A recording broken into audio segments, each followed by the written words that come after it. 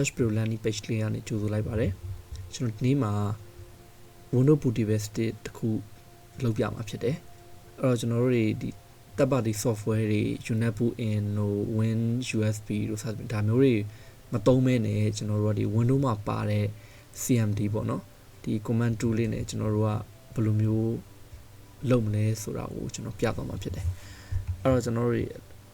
tool တွေဒီ software တွေမရှိတဲ့နေရာမျိုးပဲဖြစ်ဖြစ်ဒီ software download အဆင်မပြေတာမျိုးဖြစ်ဒါမှမဟုတ်လည်းအလုံးရှုံးမခံချင်ဘူးဒီ command line ကနေပဲတခါတည်းနဲ့ Windows bootable state တခုလုပ်ချင်တယ်ဆိုရင်ဒီနီလန်းလေးဟာအသုံးဝင်ပါလိမ့်မယ် Okay အရင်ဆုံးကျွန်တော်တို့ဘာတွေလိုအပ်မလဲဆိုတော့ဒီအနည်းဆုံး 8GB ရှိတဲ့ memory state တခုလိုအပ်မှာဖြစ်တယ်ပြီးလို့ရှိရင်ကျွန်တော်တို့ Windows ISO ပေါ့နော် Windows 7ပဲဖြစ်ဖြစ်8ပဲဖြစ်ဖြစ်10ပဲဖြစ်ဖြစ်11ပဲဖြစ်ကျွန်တော် down ထားဖို့လိုတယ် ISO file တွေပေါ့နော်ဒါမှမဟုတ် zip file နဲ့လည်းရပါတယ်ပြီးရင်ဒါမှမဟုတ်အခွေလေးရတယ်ပေါ့နော်အခွေလေးကနေမှာပဲဖြစ်ဖြစ်ဒါပြီးရင်တော့ကျွန်တော်တို့ Windows တင်ထားတဲ့ computer တစ်လုံးလိုအပ်ပါတယ် Okay ဒါဆိုလို့ရှိရင်ကျွန်တော်စလိုက်အောင်အဲ့တော့ကျွန်တော်အရင်ဆုံးဘာလုပ်မလဲဆိုတော့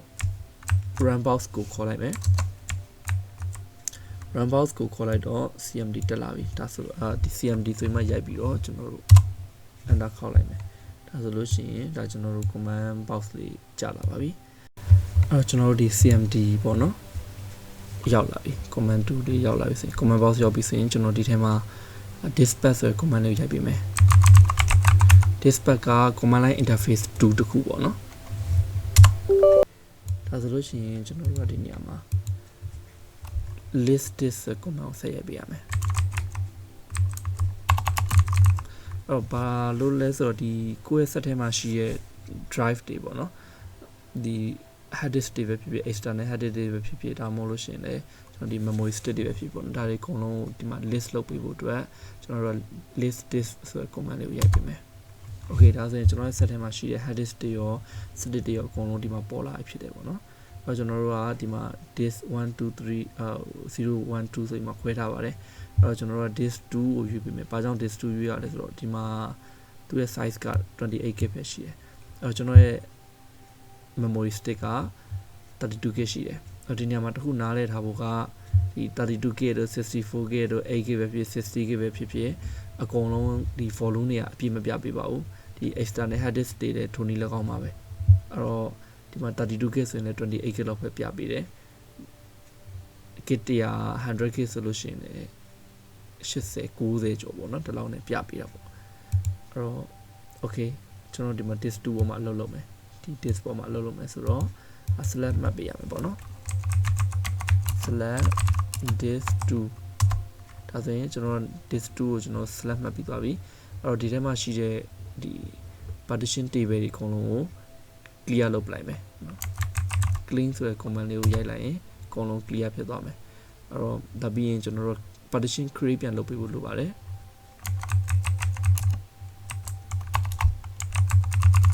partition primary တခုကျွန်တော်တို့ create ပြန်လုပ်ပေးလိုက်မယ်ဒါဆိုလို့ရှိရင်ဒီမှာ partition primary create လုပ်ပြီးသွားပြီပေါ့နော်ဒါဆိုရင်ကျွန်တော်တို့ကဒီကို create လုပ်ထားတဲ့ဒီ partition ကိုပြန်ပြီးတော့ selection ပေးဖို့လိုတယ် select partition 1ဒါဆိုရင်ကျွန်တော်တို့ partition 1ကို selection မှတ်ပြီးသွားပြီ okay အဲ့တော့ကျွန်တော်တို့က edit ဖြစ်အောင်လို့ edit ဆို command နဲ့ရိုက်ပေးမယ် edit ဒါပြီးလို့ရှိရင်ကျွန်တော်တို့ကနောက်ဆုံးအဆင့်ပေါ့နော်ဒီ format ချရတော့မယ် format ချမယ်ဆိုတော့ format ပြီးတော့ file system fs ပေါ့နော်ပြီး equal fs က file system ကိုပြောတာနော် file system ကိုကျွန်တော်တို့ကဒီ anti-fs file system လုပ်ပေးမယ်ပေါ့နော်အများကြီး file system နဲ့အများကြီးရှိပါတယ် fd32 တို့စသဖြင့်ပေါ့နော်အများကြီးရှိပါတယ်အဲ့တော့ဒီမှာဆိုရင် anti-fs အပြင်ကျွန်တော်တို့က format ကိုဘယ်လိုချမလဲ low level format ချမလား quick ချမလားပေါ့နော် quick ဆိုလို့ရှိရင်တော့မြန်နေ low level format ဆိုရင်တော့အရင်ကြာမှာပေါ့နော်အဲ့တော့ quick နော်ဒါဆိုရင်ကျွန်တော်တို့ command ရပြီဆို enter ခေါက်လိုက်မယ် okay ဒါဆိုရင်ကျွန်တော်တို့ခဏစောင့်ပေးရမယ်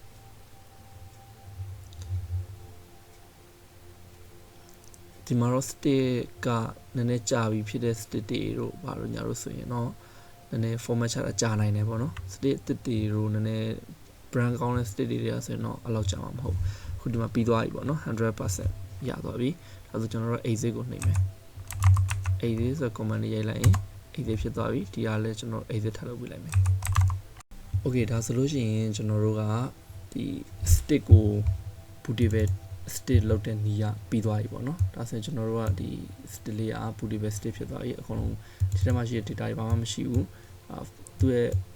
file system ကလည်း NTFS ဖြစ်သွားပြီပေါ့နော် okay ဒါဆိုလို့ရှိရင်ကျွန်တော်တို့ကဒီထဲကို window file တွေကူးထည့်ပေးရမှာဖြစ်တယ်အဲ့တော့ကျွန်တော်တို့ဒီခုနကပြောခဲ့သလိုပဲ window ISO file ပေါ့နော် download ဆွဲထားတဲ့ file လေးဒီမှာကျွန်တော် desktop ကိုတင်ထားတယ်အဲ့တော့ဒီ file လေးကိုကျွန်တော်တို့ကကူးထည့်ပေးရမယ်ဒီကောင်က ISO extension ဖြစ်တဲ့အတွက်ကြောင့်ကျွန်တော်တို့ဒါ